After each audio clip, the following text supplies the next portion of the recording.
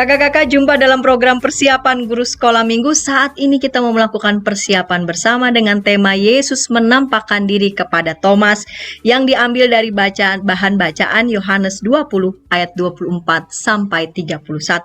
Bersama dengan kita sudah hadir Kak Pendeta Hendra yang akan menyampaikan bahan Alkitab. Dan sebelum kita bersama-sama memulainya, mari bersama kita berdoa.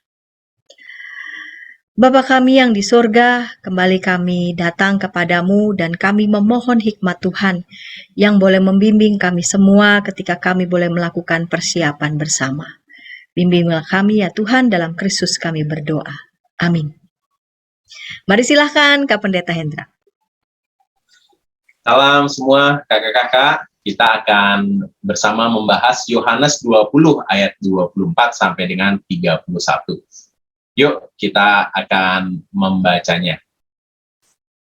Tetapi Thomas, seorang dari ke-12 murid itu yang disebut Didimus, tidak ada bersama-sama mereka ketika Yesus datang ke situ.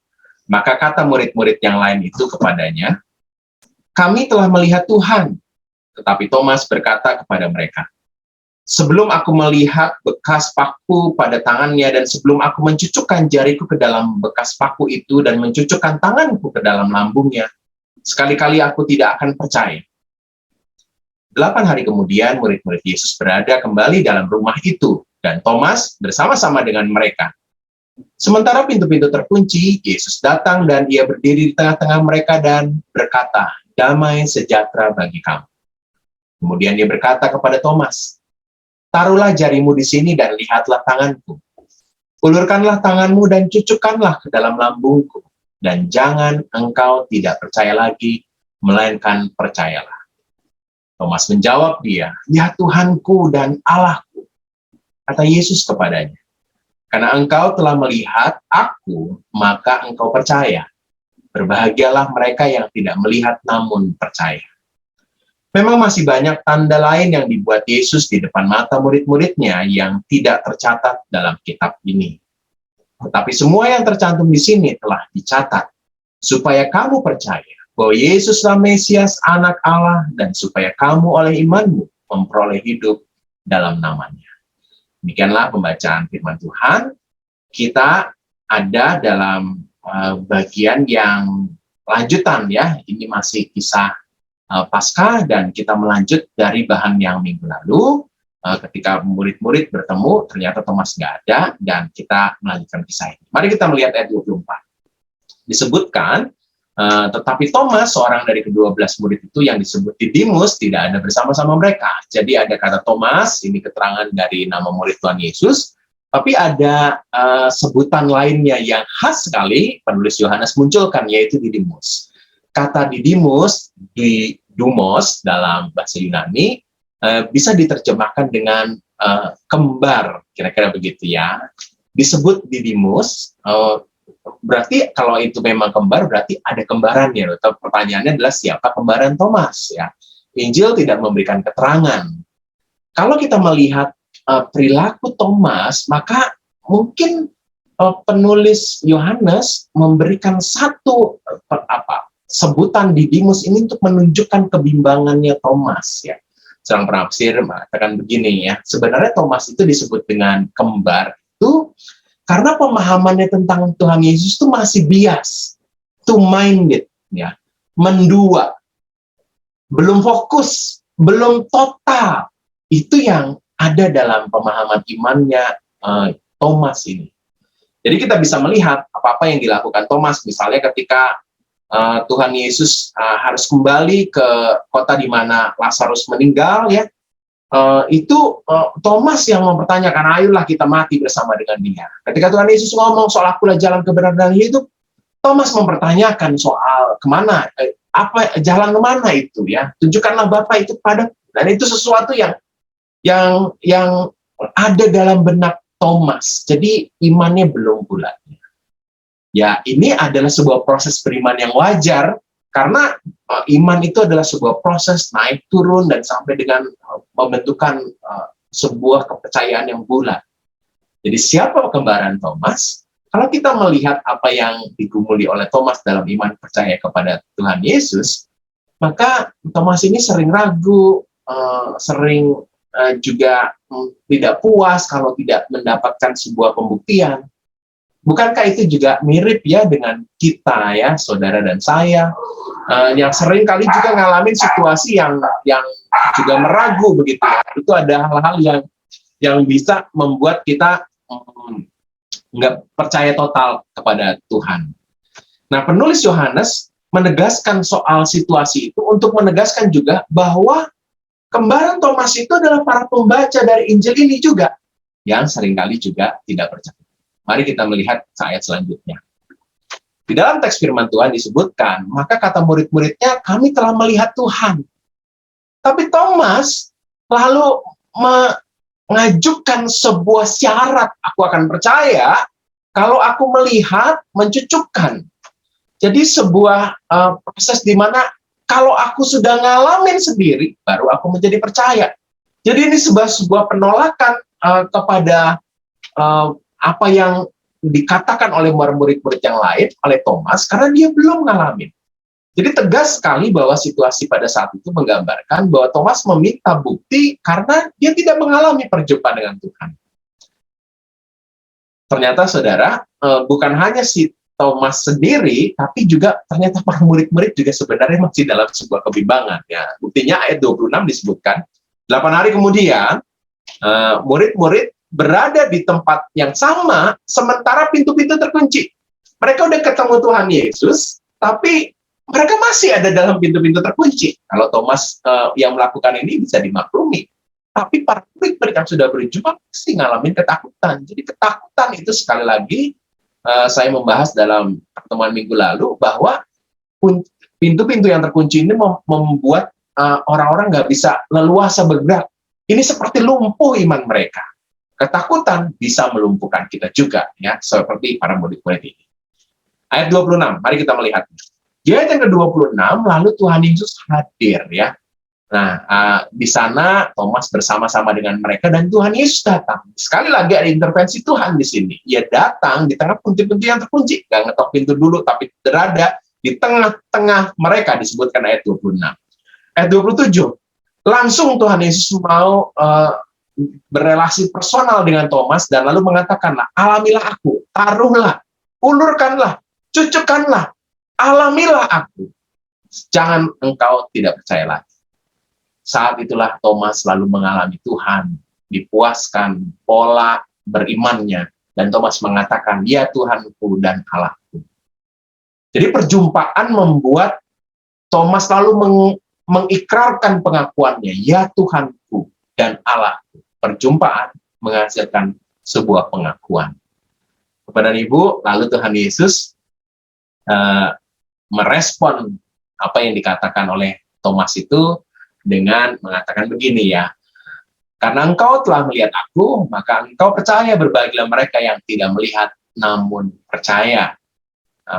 Kakak-kakak yang terkasih, saya punya anjing, ya, dan anjing itu begitu percaya, ya, sama saya sebagai tuannya, ya, sebagai pribadi yang dipercaya, karena dia sudah ngalamin, ya, sudah berelasi dengan saya begitu panjang, sehingga ada pengalaman yang membuat dia percaya kepada saya.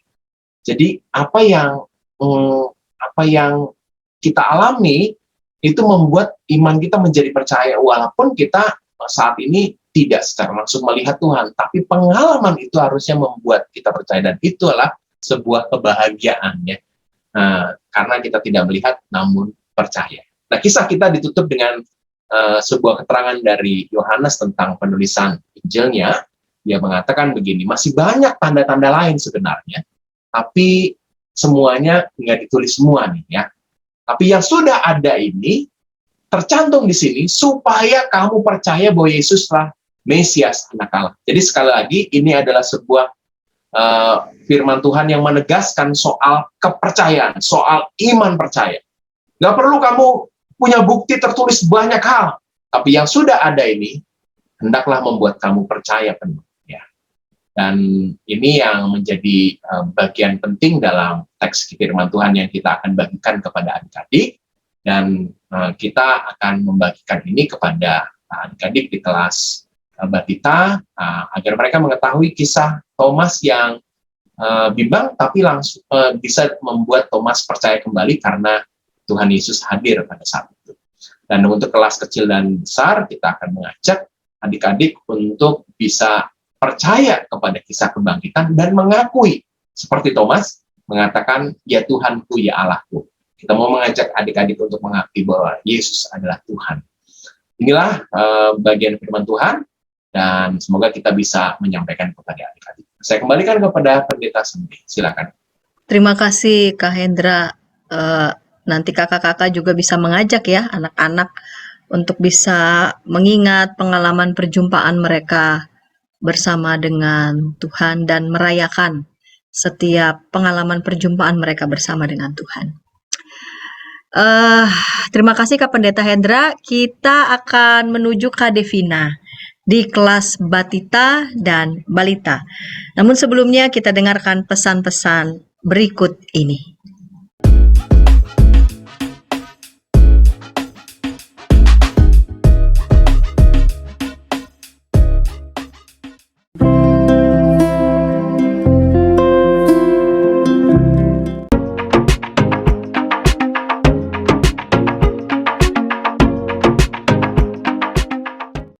Sahabat, mari dukung pelayanan dan pekabaran Injil melalui YKB dengan membagikan link acara ini kepada sebanyak mungkin orang.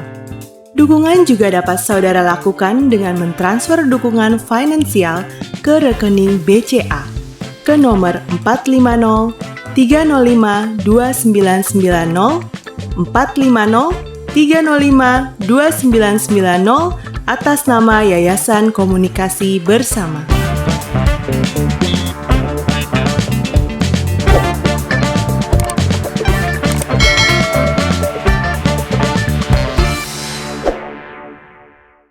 Kakak-kakak, jumpa dalam program persiapan guru sekolah minggu kerjasama YKB, GKI, TV, dan juga Bina Warga.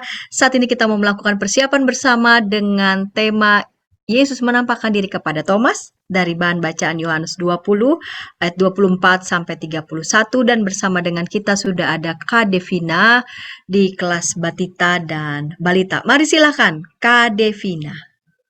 Halo kakak-kakak, apa kabar? Semoga kakak-kakak ada dalam keadaan yang sehat, kuat, dan bersuka cita.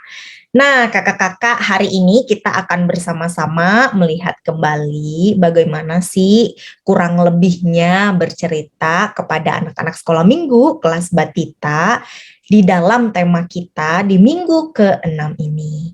Ya, kita lihat bersama-sama ya kakak-kakak, temanya adalah Yesus menampakkan diri kepada Thomas. Bahan Alkitabnya dari Yohanes pasal 20 ayat 24 sampai 31. Nah, ini adalah kelanjutan dari cerita minggu lalu dan cerita 2 minggu sebelum ini. Ketika Tuhan Yesus menampakkan diri kepada Maria Magdalena, Tuhan Yesus menampakkan diri kepada murid-muridnya, dan kemudian Tuhan Yesus menampakkan diri kepada Thomas. Kita lihat tujuan untuk kelas Batita. Tujuannya adalah anak tahu Tuhan menampakkan diri kepada Thomas sehingga membuat Thomas percaya. Jadi anak tahu Tuhan tampakkan dirinya kepada Thomas, lalu Thomas percaya. Maka kata kunci yang mesti kita ulang-ulang di dalam cerita kita adalah tentang percaya. Nah, kita langsung saja ke pembukaannya. Pembukaannya sederhana saja kakak-kakak. Kita bisa tanya kepada anak-anak sekolah minggu, siapa yang ingat cerita minggu lalu? Kalau di Zoom, kita bisa mendengarkan jawaban dari mama papa atau dari adik-adiknya. Tetapi kalau kita dari rekaman, ya kita bisa beri jeda sedikit, lalu kemudian kita review tentang cerita minggu lalu. Ketika Tuhan Yesus menampakkan diri kepada murid-muridnya. Seperti ini ya kakak-kakak, ketika itu murid-muridnya takut. dan tidak mau berkumpul bersama-sama agar tidak ketahuan. Tetapi kemudian Tuhan Yesus muncul, Tuhan Yesus menampakkan diri di tengah-tengah mereka. Sehingga murid-murid yang tadinya takut kemudian menjadi bersukacita. Ya, kemudian kita bisa lanjut masuk ke dalam ceritanya. Tetapi ada salah seorang murid Yesus yang tidak datang pada saat Tuhan Yesus menampakkan diri kepada murid-muridnya. Kita ceritakan dari Yohanes pasal 20 ayat 24 sampai 31. Kita tanya kepada adik-adik, siapa dia? Siapa murid yang tidak datang? Ternyata murid Tuhan Yesus yang tidak datang adalah Bapak Thomas. Jadi Bapak Thomas tidak melihat Tuhan Yesus menampakkan diri kepada para muridnya. Bapak Thomas tidak percaya bahwa Tuhan Yesus sudah bangkit. Jadi Bapak Thomas bilang, kalau saya tidak melihat sendiri tanda paku di tangan dan di kaki Tuhan Yesus dan juga tanda di lambungnya Tuhan Yesus, saya tidak percaya. Wah, adik-adik, ternyata Bapak Thomas tidak percaya dengan apa yang dikatakan oleh teman-temannya. Tetapi ajaibnya pada hari ke-8 Tuhan Yesus menampakkan diri kembali kepada Bapak Thomas dan murid-muridnya yang lain.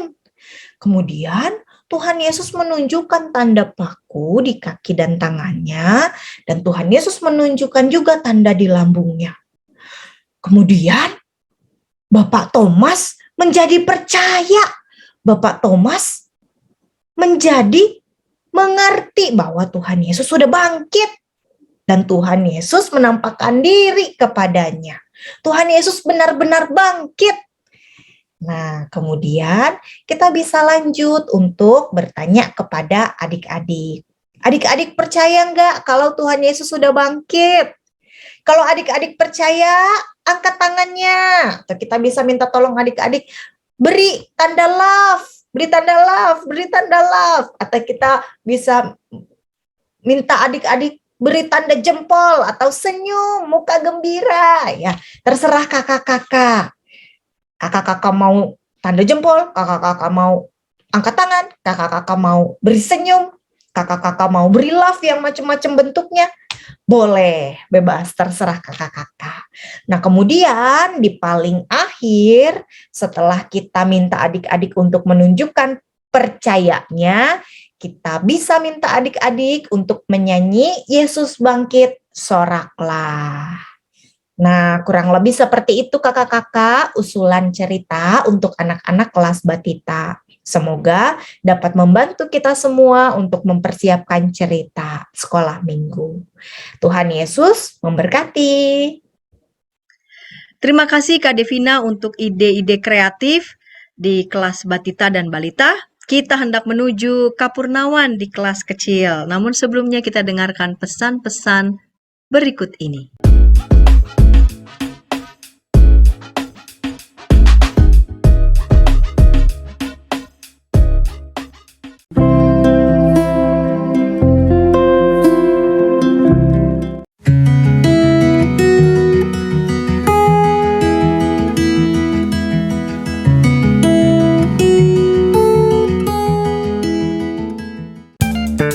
Sahabat, mari dukung pelayanan dan pekabaran Injil melalui YKB dengan membagikan link acara ini kepada sebanyak mungkin orang. Dukungan juga dapat saudara lakukan dengan mentransfer dukungan finansial ke rekening BCA ke nomor 450 305 2990 450 305 2990 atas nama Yayasan Komunikasi Bersama.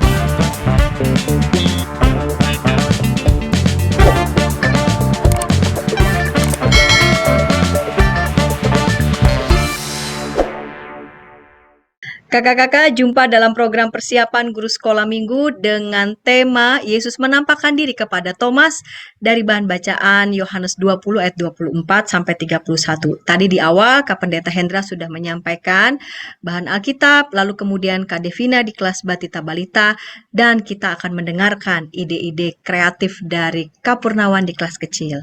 Mari silakan Kak Purnawan.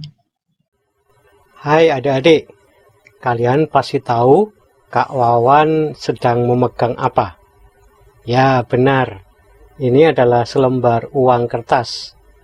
Lalu Kak Wawan juga punya selembar kertas putih, ini, dan juga memiliki sebatang pensil. Nah sekarang Kak Wawan akan menyatukan uang dan kertas ini menjadi satu, kemudian melipatnya ke samping. Ya, seperti ini.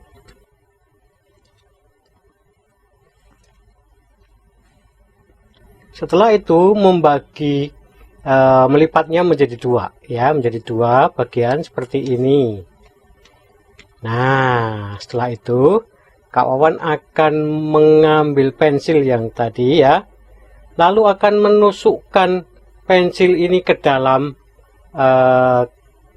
kertas dan uang yang ada di sini ya, sehingga akan tembus, menusukkan pensil dan kertas ini menjadi ke dalamnya sehingga menjadi tembus. Nah seperti ini ya, seperti ini uangnya menjadi tembus, sudah tembus ya. Aduh sayang sekali ya, uangnya bisa jadi rusak dong, padahal itu kan uang mahal ya, uang 100.000. Jangan khawatir ya, Kak Wawan akan memulihkan uang yang ada di sini supaya dia tidak menjadi rusak. Nah, caranya bagaimana? Caranya pertama-tama akan melepaskan dulu ini pensilnya, kita lepaskan, kemudian mari kita periksa ya, mari kita raba bagian yang ada di sini. Kertas yang putih ini ada lubangnya, ada bekas lubangnya. Ya, kalau kawan ambil pensilnya tadi, ini ada lubang bekas pensil tadi. Ya, ternyata berlubang. Kemudian bagaimana dengan uangnya? Dengan uangnya, kalau kita lihat di sini kita raba, ternyata tidak berlubang, sudah pulih sama sekali. Ya, kita baru bisa percaya bahwa kertas ini tidak berlubang dengan cara merabanya lebih dulu. Nah, ternyata tidak ada bekas lubangnya. Nah, bagaimana rahasianya untuk melakukan atraksi tadi?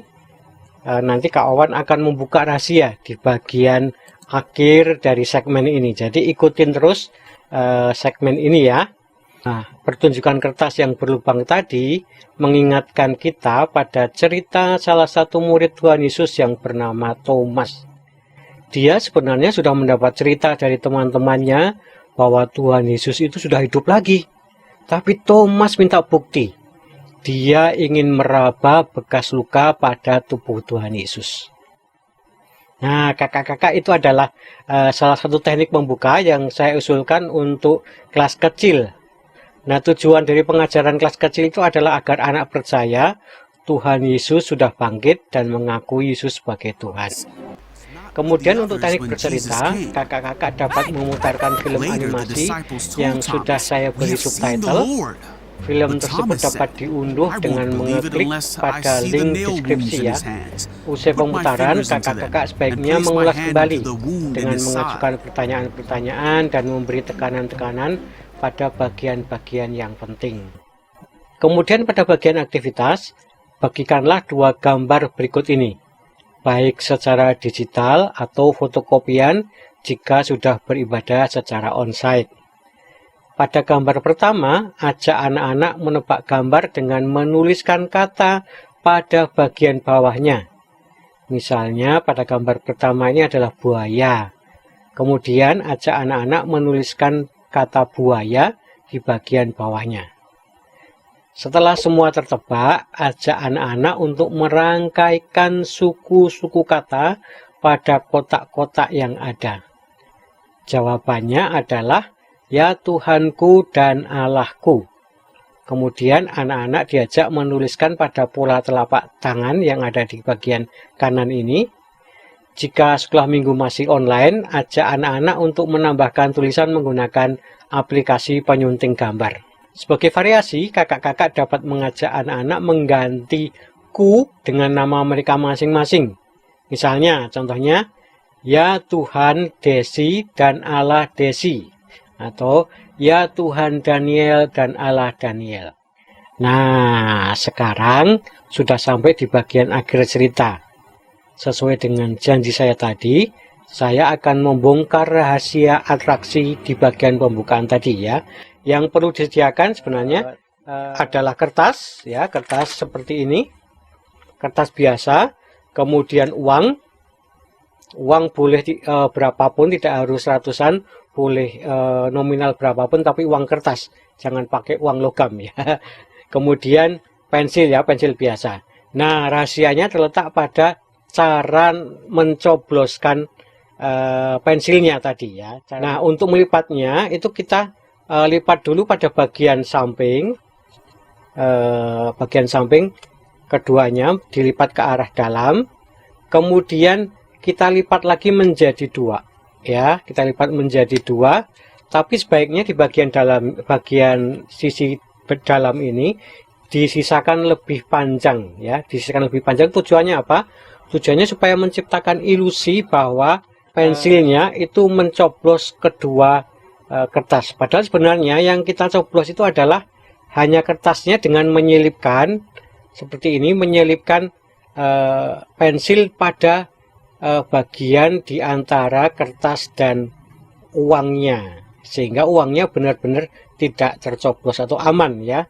Nah, kita coblos seperti ini ya, di depan anak-anak kita lakukan seperti ini, kita masukkan pensilnya, kemudian kepada anak-anak kita katakan kita akan mencoblos uang dan kertasnya ya, seolah-olah kita memberitahu pada mereka bahwa kita akan mencoblos keduanya, padahal sebenarnya kita hanya mencoblos kertasnya ya. Kita coblos seperti ini ya, kita coblos seperti ini, kemudian kita tunjukkan pada mereka ya bahwa memang benar-benar tercoblos. Nah, anak-anak akan mengira bahwa kertas dan uangnya itu tembus ya, tembus sehingga rusak, uangnya ikut rusak. Nah, kemudian kita lepaskan pensilnya, kita buka lipatannya, kita tunjukkan kepada anak-anak bekas coblosan tadi, sobekan tadi, sambil membuka uangnya. Kemudian kita ajak anak-anak meraba kalau perlu ya, kalau di kelas onsite mereka boleh meraba. Ini benar-benar berlubang seperti ini. Lalu bisa juga menggunakan pensil untuk menunjukkan memang benar-benar berlubang. Nah, kemudian kita singkirkan kertasnya, kemudian kita ajak anak-anak untuk meraba atau tunjukkan bagaimana kita meraba bagian uangnya yang pulih seperti sedia kala. Ya, sebenarnya bukan pulih karena memang tidak benar-benar dicoblos, begitu ya. Nah, demikian usulan pengajaran untuk kelas kecil dari saya. Saya Purnawan Kristanto dari Footprints mengucapkan terima kasih. Selamat melayani, Tuhan Yesus memberkati. Terima kasih Kak Purnawan, ide-ide menarik di kelas kecil, dan kita menuju Kak Yemima di kelas besar. Namun sebelumnya kita dengarkan pesan-pesan berikut ini.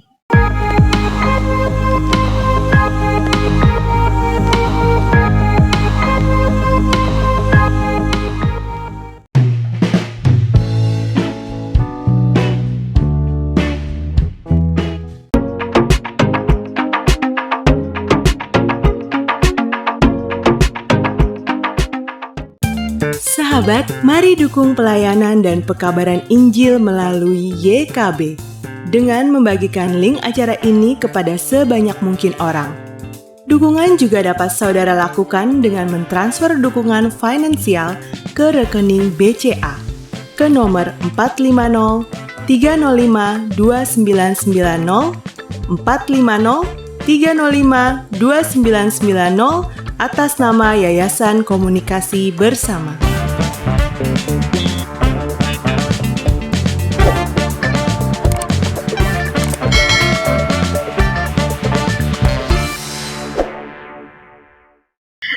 Kakak-kakak, jumpa dalam program persiapan guru sekolah minggu dengan tema Yesus menampakkan diri kepada Thomas dari bahan bacaan Yohanes 20 ayat 24 sampai 31.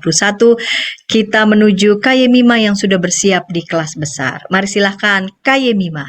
Salam semangat kakak-kakak guru sekolah minggu. Kali ini kita ketemu lagi bersama-sama membahas metode bercerita mengenai Yesus yang menampakkan diri kepada Thomas. Bacaannya diambil dari Yohanes 20 ayat 24 sampai 31. Khususnya kita mau mempersiapkan diri menyampaikan materi ini, cerita firman Tuhan ini untuk kelas besar.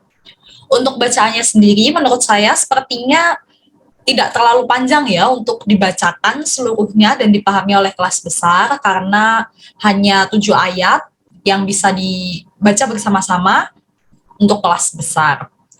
Karena bacaan firman Tuhan ini pun juga merupakan gambaran sebuah kisah yang seharusnya bisa dipahami, bisa diimajinasikan oleh anak-anak kelas besar. Nah, salah satu metode bercerita yang saat ini saya akan sampaikan, rekomendasikan bisa menggunakan sebuah aplikasi, yaitu aplikasi Snapchat, karena masih masa pandemik, mungkin ada beberapa yang masih terbatas pertemuannya, dan khususnya bisa syuting di rumah masing-masing, maka dengan menggunakan aplikasi Snapchat ini, harapannya bisa meminimalisir orang, karena satu orang dapat memerankan 2 pemain. Atau bisa juga untuk cara yang lebih mudahnya menggunakan snap kamera yang ada di Zoom sebagai alat bantu untuk kita memerankan beberapa karakter. Tentu saja kelebihannya kita tidak perlu merekam. Kalau menggunakan snap kamera kita tidak perlu melakukan rekaman dan editing video cukup banyak dibandingkan dengan menggunakan aplikasi Snapchat. Bisa langsung on the spot ketika mengajar secara online, asalkan ketika kita menggunakan snap kamera, kita harus menghilangkan terlebih dahulu virtual background-nya ya kakak-kakak. Nah, contohnya saat ini, dalam kisah Yesus menampakkan diri kepada Thomas ini kan diawali dengan ketidakpercayaan Thomas akan pengorbanan yang Yesus lakukan. Yesus ini kan memang menjanjikan sebuah pengorbanan besar. Tapi kalau nggak lihat langsung, gimana kita bisa percaya? Nah, hal itu sebenarnya kan wajar dalam kehidupan manusia. Kalau kita nggak lihat buktinya, kita itu jadi meragukan, kita jadi kurang percaya. Nah, kita bisa masuk untuk mengawali kisah Yesus menampakkan diri kepada Thomas ini melalui sebuah adegan sederhana, drama kecil-kecilan, di mana kita bisa menggunakan snap kamera itu. Salah satu contohnya dalam sebuah adegan sederhana seperti ini. Kita bisa menyapa, halo adik-adik, Kak Yemima punya 2 temen nih sekarang. Yang satu namanya Jimin, yang satu namanya Simin. Nah, Jimin ini adalah kakaknya Simin. Kayaknya mereka lagi ngasih ngobrol nih. Kita intip yuk, mereka lagi ngobrolin apa.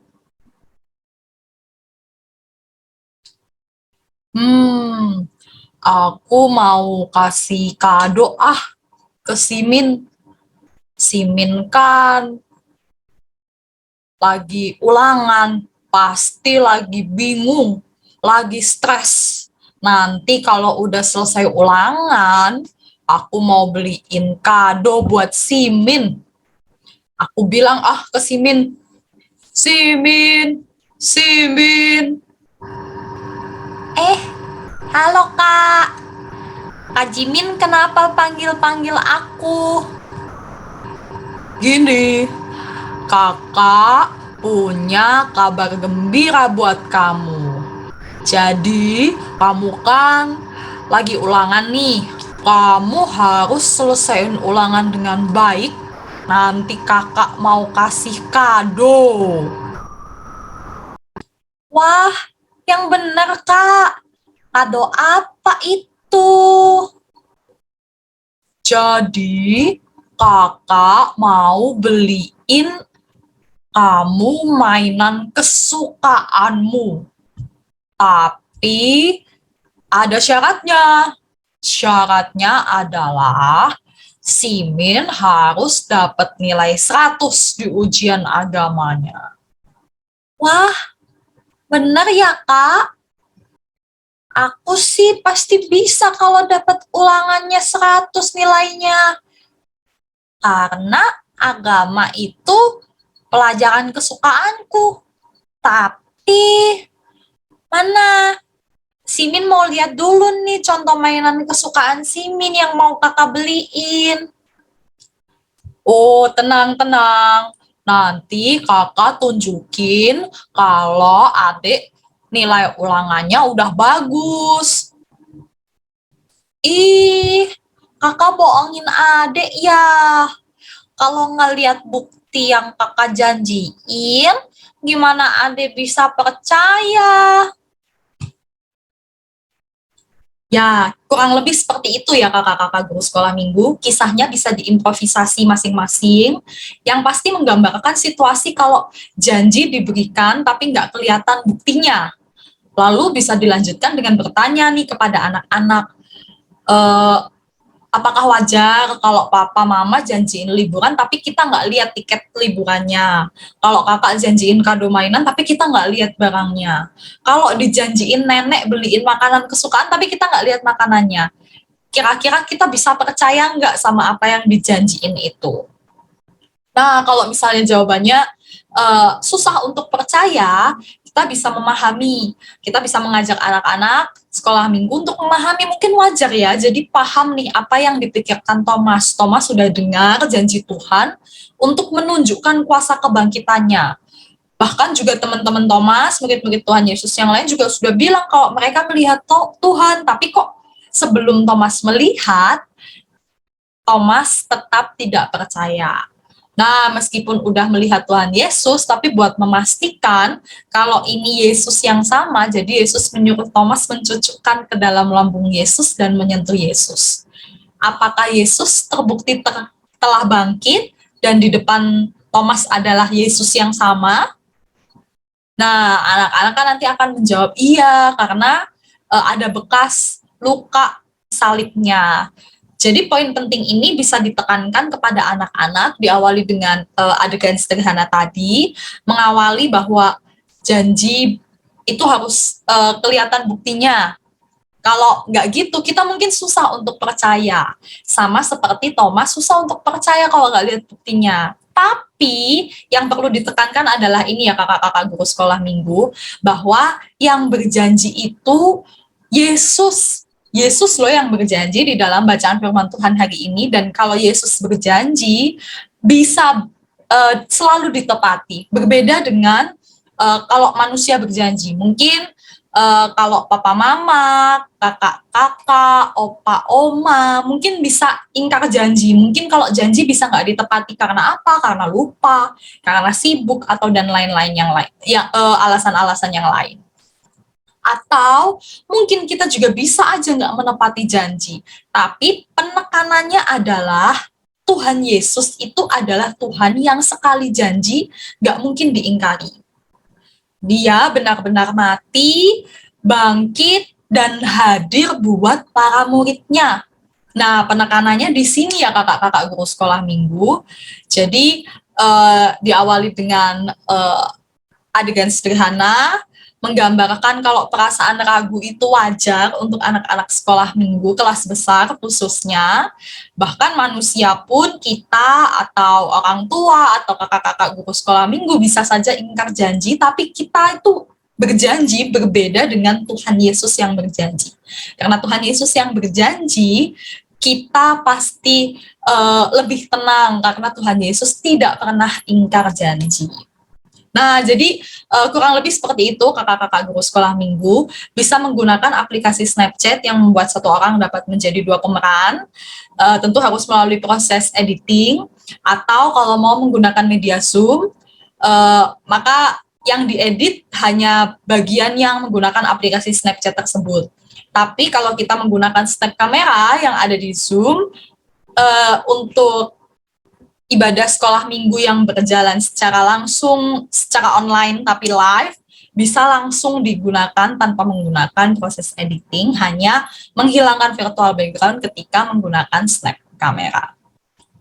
Itu saja rekomendasinya. Kakak-kakak bisa mengimprovisasi kembali. Selamat berimprovisasi dan berkreasi kakak-kakak guru sekolah minggu. Selamat mempersiapkan diri.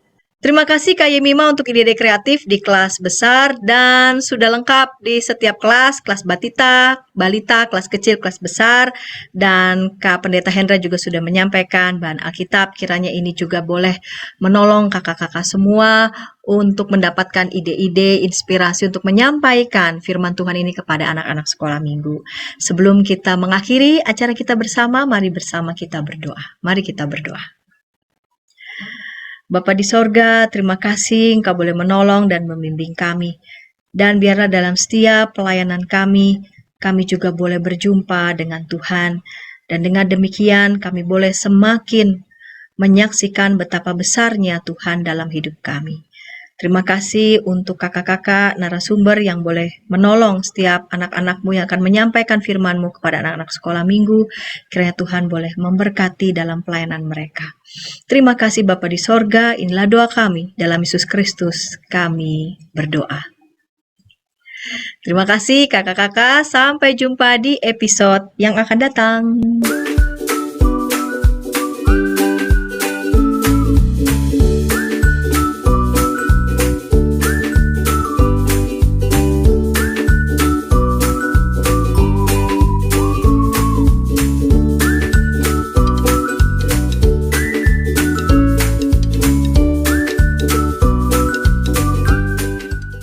Sahabat, mari dukung pelayanan dan pekabaran Injil melalui YKB dengan membagikan link acara ini kepada sebanyak mungkin orang. Dukungan juga dapat saudara lakukan dengan mentransfer dukungan finansial ke rekening BCA ke nomor 450 305 2990 450 305 2990 atas nama Yayasan Komunikasi Bersama.